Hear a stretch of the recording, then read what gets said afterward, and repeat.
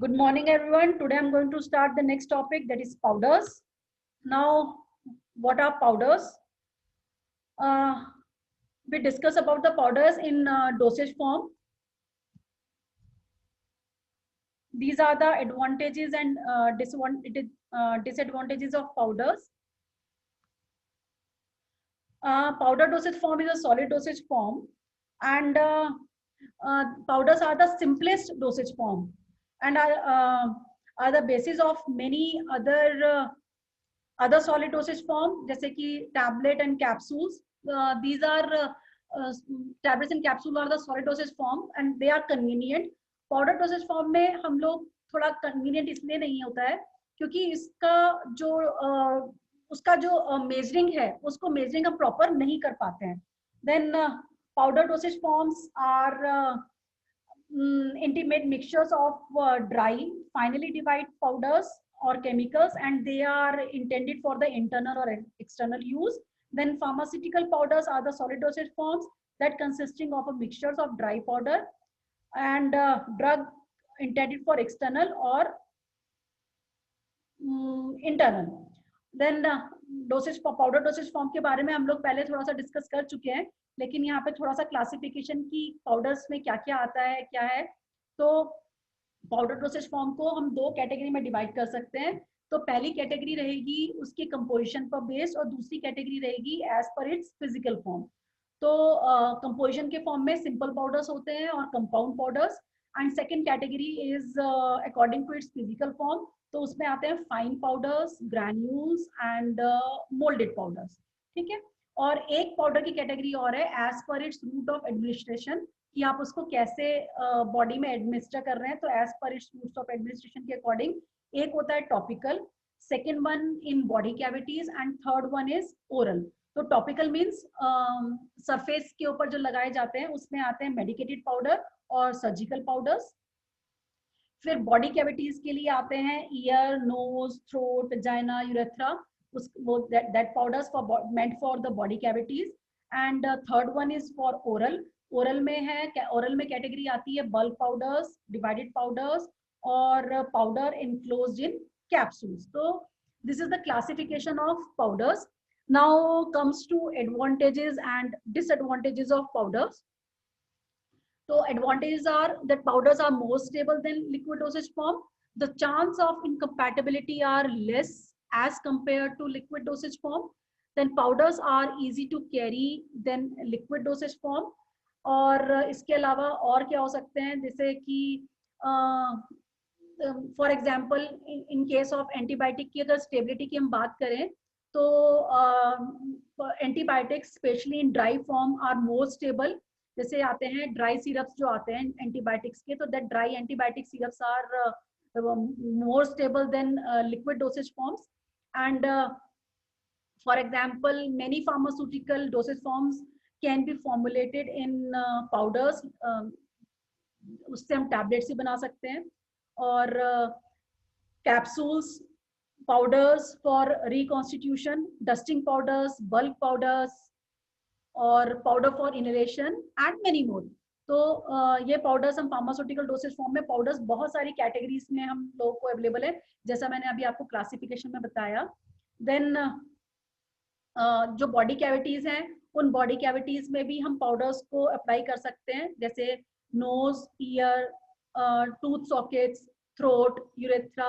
यहाँ पे हम इसको अप्लाई कर सकते हैं. तो these are the advantages. Then due to high surface area, powder show fast dissolution and gives the quick onset of action, and it can administer easily to infants, क्योंकि आप स्पून में हम उसको डिजोल्व करके इजीली इन्फेंट और बच्चों को हम दे सकते हैं. क्योंकि जो टैबलेट को swallow नहीं कर सकता, हम उन टैबलेट्स को भी पाउडर फॉर्म में क्रश करके उनको देते हैं. तो powder are more convenient for infants and young children who are unable to swallow tablet and capsule. So these are the advantages of powders. Now comes to disadvantages of powders. The powders having bitter, nauseous and unpleasant taste cannot be dispensed in powder form, क्योंकि वो buckle area में जाके वो nausea create करेंगे अगर उसका test बहुत अच्छा नहीं है. तो क्योंकि वो पूरे मुंह में हम लोग को टेस्ट बड्स के टच में ज्यादा आएगा, तो उससे हमें नॉसिया और अनप्लीजेंट टेस्ट अगर पाउडर का है तो उसको हम पाउडर फॉर्म में थोड़ा नहीं दे सकते हैं. देन डेलिक्वेसेंट और hygroscopic drugs can not be dispense in powder form. Deliquescent और हाइग्रोस्कोपिक मीन्स कि जो एटमॉस्फेयर से मॉइस्चर को एब्जॉर्ब करते हैं और अगर आप उसको ओपन रखते हैं तो वो लिक्विफाई हो जाते हैं. For example NaCl. अगर आप सोडियम क्लोराइड को या सॉल्ट को थोड़ी देर बाहर रख दें और मॉइस्ट, अगर बरसात का मौसम है या थोड़ा मॉइस्चर बहुत ज्यादा है, तो वो लिक्विफाई हो जाता है. तो इस टाइप के मटेरियल्स को हम पाउडर फॉर्म में डिस्पेंस नहीं कर सकते हैं. और अगर हम डिस्पेंस करते भी हैं तो उनके लिए फिर हमें कुछ अलग से एक मतलब उसके ऊपर हम एड्सॉर्बेंट की कोटिंग करनी पड़ेगी, यानी कि हमें कुछ एक्स्ट्रा वहां पे देना पड़ेगा. Then the dispensing of powders is a time consuming process, क्योंकि अगर हम पाउडर को डिस्पेंस करते हैं तो हमें सिंगल सिंगल उनको एक डोसेज फॉर्म में देना होगा.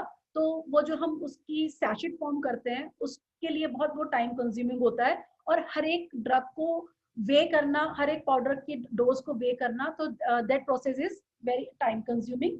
And these powder form are less convenient to carry as compared to the tablets and capsules. Then less accuracy in dispensing potent drugs in powder dosage form. We cannot supply drug in powder form which are degraded in stomach. And divided powders are, ये जो मैंने बताया, जैसे हमारा जो divided powders हैं, अगर हम बोल रहे हैं कि सिंगल सिंगल देना है तो they are very time consuming.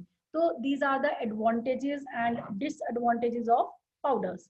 Then there are methods of preparation of powders. तो सबसे पहले पाउडर में हम उनको वे करते हैं, मिक्स करते हैं. तो during mixing and weighing sometimes वो पाउडर थोड़ा अगर स्पिल आउट हो रहा है तो हमारी डोज, या अगर मुझे लगता था कि ये 20 डोज बनेगी तो might be that should be 18 और 19, तो ऐसा हो सकता है. तो you have to very sincere during transferring, during weighing और मिक्सिंग के टाइम पे आपको बहुत अवेयर रहना पड़ेगा कि आपका जो पाउडर है वो पूरा उस कंटेनर से बाहर आ जाए और स्पिल आउट ना हो. So during powdering, weighing and mixing, there is a loss of powder which cannot be avoided. Therefore, calculation one extra powder is needed. The dispensing balance are not very sensitive. It is difficult to weigh the quantity less than 2 grain or 100 mg on the dispensing balance are not very sensitive. तो अगर आपको powder की weighing करना है तो आपके पास sensitive balance होना चाहिए. Then there are method of mixing of powder. Number one is spatulation and second one is trituration. And third one is geometric dilution, then sifting and then tumbling. So these are the steps कि starting में हम कैसे उसको mix करते हैं. There are methods of spatulation, trituration, and आप उसको कैसे geometric dilution से उसको add कर रहे हैं, फिर हम उसको shift करते हैं, then tumbling होती है powders की. Then next comes to packaging of powders. Powders may be wrapped in paper or dispensed in bulk powder in a wide mouth container. Then wrapping of powders, किस पे, जो हमारा white glazed paper, यानी कि जो paper है, that paper should be smooth glazed, क्योंकि अगर वो paper smooth नहीं होगा तो might be हमारा जो powder है वो उस पे stick हो सकता है. तो that white glazed paper is generally used for wrapping. And the powder are in the following manner. First, cut the required size of paper in a suitable size. For example, 120 millimeter or 100 millimeter, जैसा भी आपका dose है उस dose के according हम अपने paper को cut करते हैं. Then arrange the paper with their long edges and turn up the long edge of each paper to about 1/7 of its width. Then जो आपका पेपर है उसका जो लॉन्ग एज है उसको आप टर्न करें 1/7, यानी कि पूरा हाफ फोल्ड नहीं करना है, हमें थोड़ा सा उसकी विड्थ के अकॉर्डिंग उसको वहां तक लेके जाना है. और जो बचा हुआ पार्ट है उस पार्ट को हमें उसके ऊपर टर्न करना है. अब आपका जो पेपर है उस पेपर के सेंटर में अपने ड्रग को आपको प्लेस करना है, अपने पाउडर को आपको प्लेस करना है. Then this packet are arrange in pair. Then flap to flap, अगर जो आपका जो एज के बाद में जो फ्लैप बनेगा वो फ्लैप को, एक फ्लैप को दूसरे फ्लैप में इंसर्ट करना है. और अगर आपको उसको और थोड़ा सा सिक्योर स्टेबिलिटी देनी है, सिक्योरिटी देनी है, तो आप उसको इलास्टिक बैंड से सारे जो हमारे पैकेट्स हैं उन सारे पैकेट्स को एक साथ रख के ऊपर से उस पर इलास्टिक बैंड से उसको सिक्योर भी कर सकते हैं। तो ये जो मेथड है पेपर रैप करने का, ये हम इसमें सैशेट बना करके हम अपने पाउडर्स को डिस्पेंस कर सकते हैं। तो ये हमारा प्रोसेस है जो हम बात कर रहे थे कि ये हमारा पेपर है। इस पेपर पे हमने थोड़ा सा यहाँ पे फोल्ड किया स्लाइटली, फिर हमारा जो बचा हुआ पेपर है उस पेपर को हमने उसके ऊपर ओवरलैप कर दिया सेंटर में अपना पाउडर प्लेस करके, और फिर ये प्लेस करने के बाद हमने इसको उसके ऊपर जो हमारा ये वाला फोल्डिंग थी, इस फोल्डिंग के ऊपर हमने अपनी दूसरी फोल्डिंग को पैक किया। फिर उसको पैक करने के बाद हम इसको अपोजिट करते हैं और इस फ्लैप के अंदर हम उसको इंसर्ट कर देते हैं। Next comes to classification of powder. The powder are classified as, number one is bulk powder for internal use, bulk powder for external use, simple and compound powder for internal use, powder enclosed in sachets and capsules, and compressed powder tablets. इसके अलावा मैंने आपको और जो बताए थे दूसरा classification हमने किया था एज पर इट्स कंपोजिशन और एज इट्स फिजिकल फॉर्म, तो वो हमारा क्लासिफिकेशन थोड़ा डिफरेंट है। देन नेक्स्ट, अब मैं आपको ये बल्क पाउडर, हमारा जो हम पाउडर है हम उनको दो कैटेगरी में ले रहे हैं मेन, कि बल्क और सिंपल पाउडर। बल्क मीन्स आपका, आपने एक कंटेनर में जैसे हमारे पास इनो है, तो इनो जो है वो हमारा सिंपल है कि आपने वो सैशेट ओपन किया और एक बार में पूरा ओपन कर दिया है, लेकिन जो इनो बॉटल में आता है वो हमारा बल्क में है। तो इस टाइप का जब आपका मल्टी डोसेज फॉर्म है वो बल्क है, और अगर सिंपल आता है तो दैट आर सिंपल। और तो पहले बात करते हैं हम bulk powder for internal use. Bulk powders are dispensed in bulk when accuracy of dosage is not important, supplied in wide mouth container that permit easy removal of a spoonful of powder. For example, bismuth powder. तो यहाँ पे हम जब bismuth powder की बात कर रहे हैं तो ये हमारा बिस्मथ पाउडर है, calcium carbonate 75 grams, heavy magnesium carbonate 75 grams, sodium bicarbonate 25 grams and bismuth carbonate 25 grams. जो हमारा प्रिस्क्रिप्शन है उस पर हम लोग ऐसे ही मेंशन करते हैं। तो ये हमारा प्रिस्क्रिप्शन ऑर्डर है, ये हमारा हो गया यहाँ पे सुपरस्क्रिप्शन, ये हो गया हमारा इंस्क्रिप्शन, ठीक है। तो ये इसमें आपको पूरा बताया है कि आपको कौन सा कंपाउंड कितना कितना लेना है, और आपको यहाँ पे ये भी बताया जा रहा है कि सब्सक्रिप्शन में कि उसको पाउडर बनाना है। फिर डायरेक्शन दिया जा रहा है सिग्नेचर कि 5 gram to be taken 2 times a day, यानी कि ये हमारा जो पाउडर है वो PID है, ठीक है। Then bulk powder for external use. Example for bulk powder are dusting powder, insufflations, snuffs and dentifrices. So bulk powder meant for external use are not potent substance. These powders are supplied in cardboard, glass or plastic containers, which are often designed for the specific method of application. The bulk powders which are commonly used for external applications are dusting, insufflations, snuffs and dentifrices. Then what are dusting powders? Dusting powders are categorized into two. First one is medical dusting powder and second one is surgical. So these are meant for external application on the skin and generally supplied in a very fine state of subdivision to avoid local irritation. यहाँ पे हमारे जो powders हैं उन powder का जो size है that should matter. तो वो जो साइज है वो साइज यहाँ पे हमारा हम सी नंबर से कैलकुलेट करते हैं, तो दैट पाउडर शुड पास 100 और 120 सी को पास करना चाहिए। तो उनका जो पाउडर का जो साइज है वो एटलीस्ट इतना तो होना चाहिए। और दो टाइप के हमारे पास मेडिकल और सर्जिकल डस्टिंग पाउडर्स हैं। तो dusting powders are mainly used for their antiseptic, astringent, absorbent, antiperspirant and antipyretic action. First one is antiseptic, antiseptics, astringents, absorbent and antiperspirants. Antiperspirants are जो स्वेट्स को, जो perspiration को prevent करता है। Antipyretic जो हम बॉडी टेम्परेचर को कम करने के लिए यूज करते हैं, that are known as antipyretics. And the dusting powders are generally considered to be non-toxic, but the inhalation of its fine powdered ingredients by infants may lead to the pulmonary inflammation. Then example of dusting powder. So first one is purified talc, sterilized. यहाँ पे हम जो purified talc लिखा हुआ है, talc के आगे हम हमेशा लिखते हैं sterilized, क्योंकि जो भी चीज हमें मिनरल सोर्स से मिलती है, ठीक है, ये जो हमें जो भी चीज हमें मिनरल सोर्स से मिलेगी, for example talc, for example kaolin, है ना, तो जो भी चीजें हमें मिनरल सोर्स से मिल रही हैं, उस मिनरल सोर्स को हमें स्टरलाइज करना पड़ता है, क्योंकि इसके अंदर जो बैक्टीरिया जो हो सकता है वो टेटनस हो सकता है, तो उस टेटनस को से प्रिवेंट करने के लिए हम इसको हीट करते हैं अबव 160 डिग्री सेंटीग्रेड, क्योंकि अगर इससे ऊपर हम इसको हीट नहीं करेंगे तो टेटनस जो है वो सरवाइव कर सकता है। तो यहाँ पे हमारे पास जो जितने भी ये हम मिनरल सोर्स से जो पाउडर लेते हैं, दैट शुड बी स्टरलाइज, तो यहाँ पे मेंशन किया हुआ है स्टरलाइज फॉर्म में है।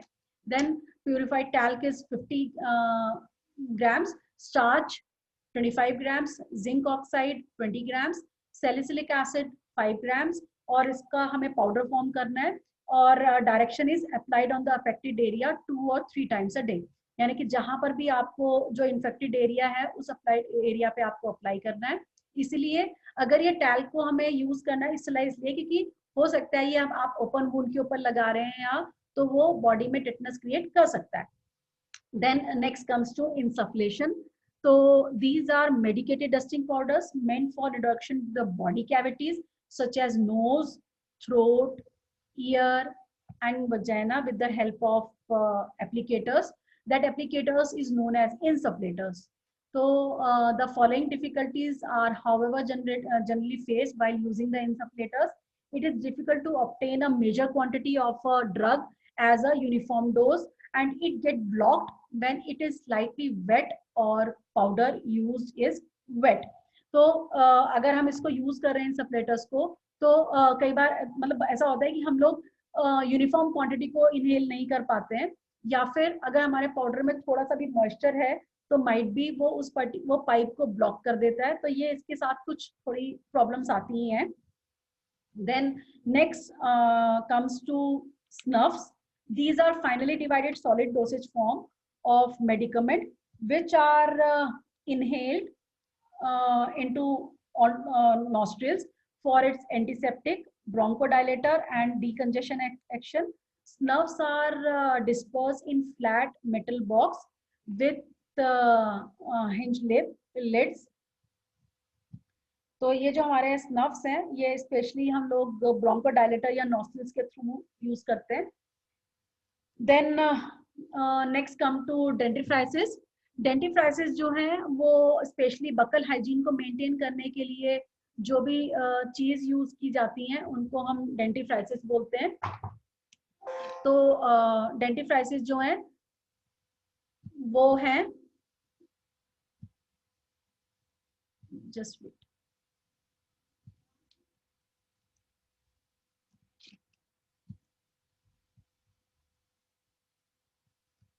सो बकल हाइजीन को मेंटेन करने के जो हम toothpaste, tooth powders, mouth washes और टूथब्रश, इवन टूथब्रश, तो जो भी चीज हम बकल हाइजीन को मेंटेन करने के लिए यूज करते हैं, that all are known as डेंटिफ्राइसिस।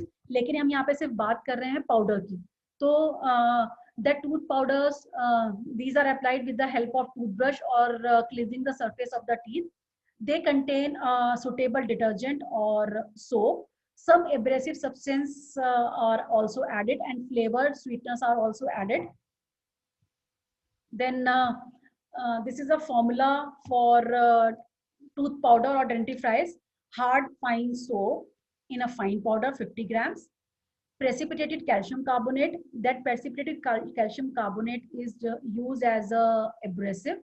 जो हमने बात की थी यहाँ पे, जो टूथ पाउडर होते हैं उन टूथ पाउडर में मोस्टली 50 to 70% एब्रेसिव्स होते हैं, क्योंकि ये एब्रेसिव यहाँ पे सरफेस को रब करके क्लीन करने का काम करते हैं। तो एब्रेसिव का काम होता है रगड़ के साफ करना, तो वो तभी साफ होता है जब आप उसमें कुछ हमारे पास कुछ खुरदरा मटेरियल हो, तो इसलिए यहाँ पे एब्रेसिव यूज कर किए जाते हैं to clean the surface of the tooth. Then ये हाथ सोप इज अ डिटर्जेंट, ये हमारा इसमें डिटर्जेंट है। Then precipitate calcium carbonate is use as a abrasive. Sodium second sodium is use as a sweetener. Then peppermint oil is use as a flavour भी कह सकते हैं या स्मेल के लिए यूज कर रहे हैं। सिनेमन ऑयल सेम फ्लेवर के लिए। एंड मिथाइल सैलिसिलेट हम यहाँ पे यूज कर रहे हैं क्लींजिंग के लिए, और अगर हमारे कुछ बकल इन्फेक्शन है या कुछ ऐसा है उसको क्लीन आउट करने के लिए। और यहाँ पे हमें ये बताया जा रहा है कि मेक अ टूथ पाउडर। तो ये जो टूथ पाउडर है दैट आर पूरी कैटेगरी को बोलते हैं डेंटिफ्राइसिस। तो this is example for dentifrices. Then ये अभी हम लोगों ने जो बात की है अभी डेंटल पाउडर्स और ये सब हमारा हुआ है। अब हम नेक्स्ट कंटिन्यू करेंगे simple and compound powder in next class. तो